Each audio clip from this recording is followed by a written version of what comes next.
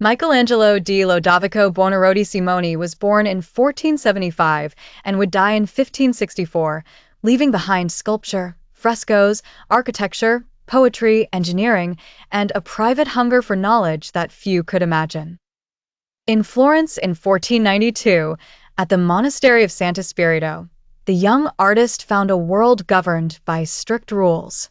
The church forbade the cutting of human bodies, naming it desecration.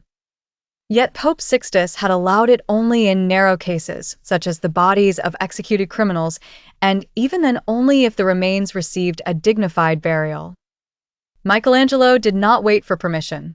After the city slept, he would slip into the monastery morgue and work by dim light.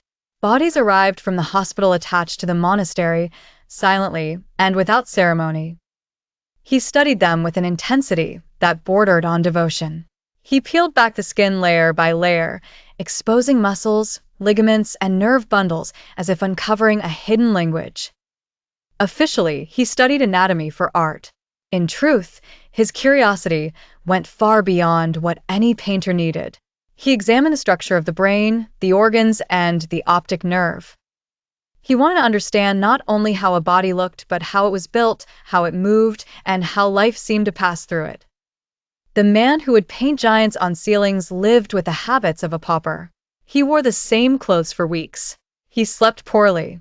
His boots were said to have worn his feet so badly that, when removed, skin came away with them. Yet he kept working, as if discomfort were a small price for mastery. Years passed. Then, after a long silence, he returned to the ceiling with the force of an old man who still refused to surrender. From 1536 to 1541, he began again and completed the fresco that would become one of his greatest works, made largely by his own hand and filled with more than 300 images. What he saw in the morgue lived on in the chapel. The concealed studies of night became the discipline of daylight. Beneath the grandeur of the finished work was the memory of bones, sinews, nerves, and the stubborn will of a man who never stopped searching for truth inside the human form.